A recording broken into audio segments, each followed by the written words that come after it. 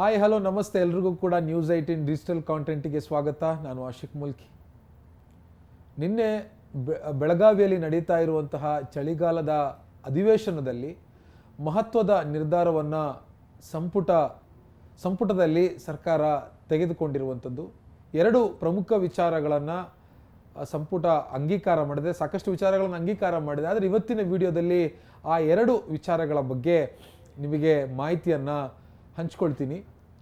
ಮುಖ್ಯವಾಗಿ ಪಾಲಿಕೆ ಚುನಾವಣೆ ಯಾವಾಗ ಅನ್ನುವಂಥ ಒಂದು ಮಾತು ಅಥವಾ ಅನ್ನುವಂಥ ಒಂದು ಚರ್ಚೆ ಕಳೆದ 5-6 ವರ್ಷಗಳಿಂದ ನಡೀತಾ ಇದೆ. ಅದಕ್ಕೂ ಕೂಡ ಸಭೆಯಲ್ಲಿ ಎಲ್ಲ ಶಾಸಕರು, CM, DCM, ಸಚಿವರು, ಶಾಸಕರೆಲ್ಲರೂ ಕೂಡ ಒಂದು ಮಹತ್ವದ ನಿರ್ಧಾರವನ್ನು ಒಮ್ಮತದಿಂದ ತೆಗೆದುಕೊಂಡಿರುವಂಥದ್ದು. ಹಾಗಾದರೆ ಸಂಪುಟದಲ್ಲಿ ತೆಗೆದುಕೊಂಡಿರುವಂತಹ ನಿರ್ಧಾರ ಏನು ಅನ್ನೋದನ್ನು ಇವತ್ತಿನ ವಿಡಿಯೋದಲ್ಲಿ ನೋಡೋಣ. ಎರಡನೇದಾಗಿ, ನಿನ್ನೆ ಅಧಿವೇಶನದಲ್ಲಿ ಸಾರಿಗೆ ಮತ್ತು ಮುಜರಾಯಿ ಸಚಿವರಾಗಿರುವಂತಹ ರಾಮಲಿಂಗಾರೆಡ್ಡಿ ಅವರು ಒಂದು ಮಸೂದೆಯನ್ನು ಮಂಡನೆ ಮಾಡಿ ಅಂಗೀಕಾರ ಮಾಡಿಕೊಂಡಿದ್ದಾರೆ. ಆ ವಿಚಾರವನ್ನು ಕೂಡ ಇವತ್ತಿನ ಈ ವಿಡಿಯೋದಲ್ಲಿ ನಾವು ನೋಡ್ತಾ ಹೋಗೋಣ. ಮೊದಲನೇದಾಗಿ, GBA ವ್ಯಾಪ್ತಿಯ ಚುನಾವಣೆ ಯಾವಾಗ ನಡೆಯುತ್ತೆ ಅನ್ನುವಂಥ ಒಂದು ಚರ್ಚೆಗಳಿಗೆ ನಿನ್ನೆ ಒಂದು ಆಶಾದಾಯಕ ಬೆಳವಣಿಗೆ ಆಗಿರುವಂಥದ್ದು.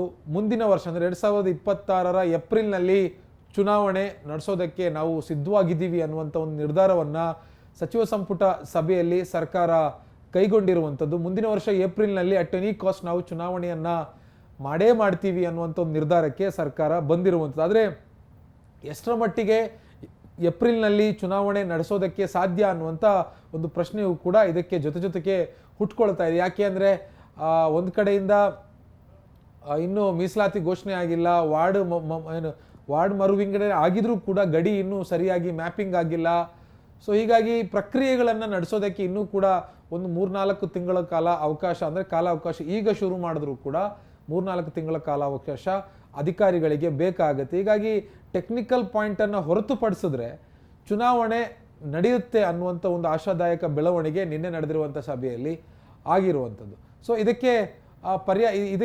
ಇದರ ಮತ್ತೊಂದು ಬದಿಯಲ್ಲಿ ಸಾರಿಗೆ ಸಚಿವರಾಗಿರುವಂತಹ ರಾಮಲಿಂಗಾರೆಡ್ಡಿ ಅವರು ಒಂದು ಮಸೂದೆಯನ್ನು ಮಂಡನೆ ಮಾಡಿ ಅಂಗೀಕಾರವನ್ನು ಮಾಡಿಸ್ಕೊಂಡಿದ್ದಾರೆ. ಗ್ರೇಟರ್ ಬೆಂಗಳೂರು ಅಥಾರಿಟಿ ಮಸೂದೆ 2025 ತಿದ್ದುಪಡಿ ಕಾಯ್ದೆಗೆ ಅಂಗೀಕಾರ ದೊರಕಿದೆ. ಸೊ ಇದು ಏನು ಅಂತಂದ್ರೆ, ಈ ಕಾಯ್ದೆ ಬೆಂಗಳೂರಿನ ಅಂದರೆ ಈಗ BBMP ಹೋಗಿ GBA ಏನಾಗಿದೆ. ಸೊ ಈ GBA ಆರಂಭಿಕ ಆದಂಥ ಸಂದರ್ಭದಲ್ಲಿ ಕೇವಲ BBMPಯ ಬೌಂಡ್ರಿ ಅಂದರೆ BBMPಯ ಗಡಿಗೆ ಸೀಮಿತವಾಗಿ ಅಷ್ಟೇ ಗ್ರೇಟರ್ ಬೆಂಗಳೂರು ಪ್ರಾಧಿಕಾರವನ್ನು ಅಸ್ತಿತ್ವಕ್ಕೆ ತರಲಾಗಿತ್ತು. ಸೊ ಈ ಒಂದು ಮಸೂದೆಯ ಮೂಲಕವಾಗಿ BBMPಯ ಹೊರತಾಗಿರುವಂಥ ಕೆಲವೊಂದಿಷ್ಟು ಜಾಗಗಳನ್ನು ಮತ್ತೆ ಬೆಂಗಳೂರಿಗೆ ಸೇರಿಸ್ಕೊಳ್ಳೋದಕ್ಕೆ ಈ ಕಾಯ್ದೆ ಅನುಕೂಲ ಆಗುತ್ತೆ. ಜೊತೆಗೆ GBA ಬೋರ್ಡ್ ಡೈರೆಕ್ಟರ್ ಅಂದರೆ ಸದಸ್ಯರ ಮಂಡಳಿ ಏನಿದೆ ಅದಕ್ಕೂ ಕೂಡ ಹೆಚ್ಚುವರಿ ಸದಸ್ಯರನ್ನು ನೇಮಕ ಮಾಡಿಕೊಳ್ಳೋದಕ್ಕೆ ಈ ಮಸೂದೆಯ ಮೂಲಕ ಸರ್ಕಾರಕ್ಕೆ ಸಾಧ್ಯ ಆಗುತ್ತೆ. ಸೊ ಈ ಮಸೂದೆಯನ್ನು ಈಗ ಪಾಸ್ ಮಾಡಿಕೊಂಡಿರುವಂಥದ್ದು ಒಂದು ವಿಚಾರ. ಜೊತೆಗೆ ಏಪ್ರಿಲ್ನಲ್ಲಿ GBA ವ್ಯಾಪ್ತಿಯ 5 ನಗರ ಪಾಲಿಕೆಗಳಿಗೆ ಚುನಾವಣೆ ಮಾಡ್ತೀವಿ ಅನ್ನುವಂಥ ಒಂದು ವಿಚಾರ. ಎರಡನ್ನೂ ತಾಳೆ ಮಾಡ್ಕೊಂಡು ನೋಡಿದಾಗ ನಿಮಗೆ ಈ ಮಸೂದೆ ಜಾರಿಯಾಗಿ BBMP ಹೊರತಾಗಿರುವಂತಂದ್ರೆ ಹಳೆ BBMPಯ ಹೊರತಾಗಿರುವಂತಹ ಏರಿಯಾಗಳನ್ನು, ಪ್ರದೇಶಗಳನ್ನು GBA ವ್ಯಾಪ್ತಿಗೆ ತೆಗೆದುಕೊಳ್ಳುವಂಥ ಪ್ರಕ್ರಿಯೆಗೆ ಚಾಲನೆ ಕೊಟ್ಟಿದ್ದೇ ಆದರೆ ಸರ್ಕಾರ ಅಂದರೆ ಸಚಿವ ಸಂಪುಟ ಸಭೆಯಲ್ಲಿ ತೀರ್ಮಾನ ಆಗಿರುವಂಗೆ ಏಪ್ರಿಲ್ನಲ್ಲಿ ಚುನಾವಣೆ ನಡೆಸೋದಕ್ಕೆ ಭಾಳ ಕಷ್ಟ ಆಗುತ್ತೆ. ಸೊ ಹೀಗಾಗಿ ಒಂದು ಕಡೆ ಸಚಿವ ಸಂಪುಟ ಸಭೆಯಲ್ಲಿ ಏಪ್ರಿಲ್ನಲ್ಲಿ ಚುನಾವಣೆ ಅಂತ ಹೇಳುತ್ತೆ, ಆದರೆ ಇತ್ತ ಅಧಿವೇಶನದಲ್ಲಿ ಮಸೂದೆ ಅಂದರೆ GBA 2025 ಮಸೂದೆಗೆ ತಿದ್ದುಪಡಿ ಮಾಡಿಕೊಳ್ಳುತ್ತೆ.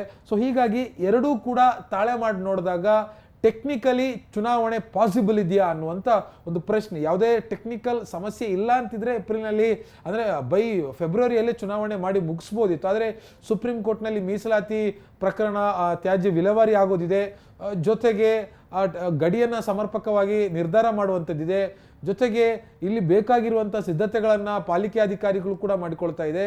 ಸೊ ಇವೆಲ್ಲ ಟೆಕ್ನಿಕಲ್ ಆ್ಯಂಗಲಿಂದ ಯೋಚನೆ ಮಾಡಿದ್ರೆ ಏಪ್ರಿಲ್ನಲ್ಲಿ ಚುನಾವಣೆ ನಡೆಯೋದು ಭಾಳ ಅನುಮಾನ. ಸೊ ಇದಿಷ್ಟು ಟೆಕ್ನಿಕಲ್ ಆಗಿ ಆಗಬೇಕಾಗಿರುವಂಥ ಕೆಲಸಗಳು. ಆದರೆ ಇತ್ತ CM ಮತ್ತು DCM ಕುರ್ಚಿ ಕಾದಾಟವು ಕೂಡ ನಡೀತಾ ಇರೋದ್ರಿಂದ ಜನವರಿಗೆ ಆ ಒಂದು ಅವಧಿ ಶಿಫ್ಟ್ ಆಗಿರೋದ್ರಿಂದ ಜನವರಿಯಲ್ಲಿ ಇವರೆಲ್ಲ ಬಿಟ್ಟು ಈ CM ಗಲಾಟೆ ಅಥವಾ CM ಯಾರು ಆಗಬೇಕು ಅನ್ನುವಂಥ ಒಂದು ಶೀತಲ ಸಮರ ಬಿಟ್ಟು GBA ಚುನಾವಣೆ ಮಾಡ್ತಾರೆ ಅನ್ನುವಂಥದ್ದು ಸುಳ್ಳು. ಸೊ ಹೀಗಾಗಿ ಅವರಿಗೆ CM ಆಯ್ಕೆ ಅಥವಾ ಇನ್ ಕೇಸ್ ಅವರ ಹೈಕಮಾಂಡ್ ಮಟ್ಟದಲ್ಲಿ ಏನಾದರೂ ಮಾತುಕತೆ ನಡೆದಿದ್ದೇ ಆದರೆ CM ಬದಲಾವಣೆ ಆಗೋದೇ ಆದರೆ ಜನವರಿಯಲ್ಲಿ ದೊಡ್ಡ ಮಟ್ಟದ ಕ್ರಾಂತಿ, ಕ್ಷಿಪ್ರ ಕ್ರಾಂತಿ ಕಾಂಗ್ರೆಸ್ ಒಳಗೆ ನಡೆಯೋದ್ರಲ್ಲಿ ಅನುಮಾನನೇ ಇಲ್ಲ. ಸೊ ಇಂಥ ಒಂದು ಬೆಳವಣಿಗೆಗಳೆಲ್ಲ ಹಠಾತ್ತನೆ ಆಗ್ಬಿಟ್ರೆ GBA ಚುನಾವಣೆ ಮತ್ತಷ್ಟು ವಿಳಂಬ ಆಗುತ್ತೆ. ಈಗ ಏನು ನಿನ್ನೆ ಸಚಿವ ಸಂಪುಟದಲ್ಲಿ ಇವತ್ತರದ ಒಂದು ನಿರ್ಧಾರವನ್ನು ಏಪ್ರಿಲ್ನಲ್ಲಿ ನಾವು ಚುನಾವಣೆ ಮಾಡ್ತೀವಿ ಅಂತ ತೆಗೆದುಕೊಂಡಿದ್ದಾರೆ.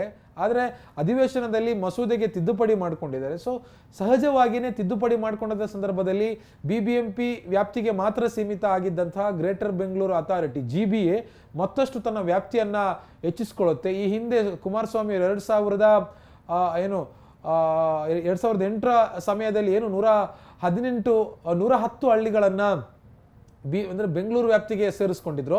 ಅದೇ ರೀತಿಯಾಗಿ ಮತ್ತಷ್ಟು ಹಳ್ಳಿಗಳನ್ನು ಬೆಂಗಳೂರಿನ ಅಂದರೆ GBA ವ್ಯಾಪ್ತಿಗೆ ಸೇರಿಸ್ಕೊಳ್ಳುವಂಥ ಕೆಲಸಗಳಾಗ್ತವೆ.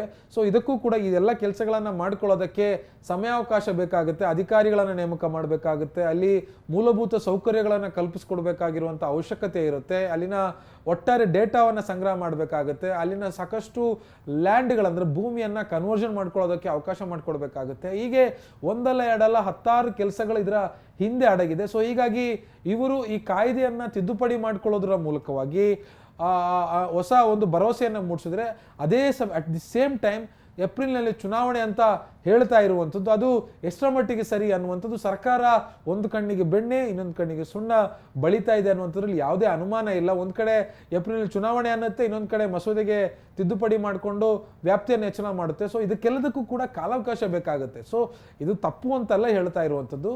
ಸೊ ಎಲ್ಲದಕ್ಕೂ ಕೂಡ ಕಾಲಾವಕಾಶ ಬೇಕಾಗುತ್ತೆ. ಕಾಲಾವಕಾಶದ ಮಿತಿಯನ್ನು ಕೊಟ್ಟು ಈ ಒಂದು ಕೆಲಸಗಳನ್ನು ಮಾಡಬೇಕಾಗುತ್ತೆ. ಸೊ ಏಪ್ರಿಲ್ನಲ್ಲಿ ಚುನಾವಣೆ ಮಾಡಬೇಕು ಅಂತಂದರೆ ಕೇವಲ BBMP ಸೀಮಿತವಾಗಿರುವಂಥ ಗಡಿಗಳಿಗೆ ಮಾತ್ರ ಚುನಾವಣೆ ನಡೆಯುತ್ತೆ.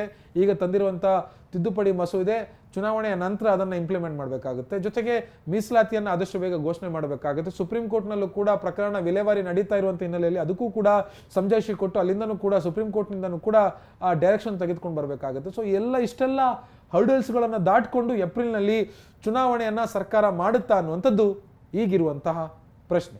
ನಿರ್ಭೀತ, ನಿಷ್ಪಕ್ಷಪಾತ, ವಿಶ್ವಾಸಾರ್ಹ ಸುದ್ದಿಗಳಿಗೆ ಮತ್ತೊಂದು ಹೆಸರಾಗಿರೋ News18 ಕನ್ನಡ ಈಗ ಆಪ್ನಲ್ಲೂ ಲಭ್ಯ ಇದೆ. ದಯವಿಟ್ಟು ಇಲ್ಲಿರೋ QR ಕೋಡ್ ಅನ್ನು ಸ್ಕ್ಯಾನ್ ಮಾಡಿಕೊಂಡು ಆಪ್ ಡೌನ್ಲೋಡ್ ಮಾಡೋದಕ್ಕೆ ಮರಿಬೇಡಿ. ನಿಮ್ಮ ಬೆಂಬಲ ಹೀಗೆ ಸದಾ ನಮ್ಮೊಂದಿಗಿರಲಿ. ಧನ್ಯವಾದ.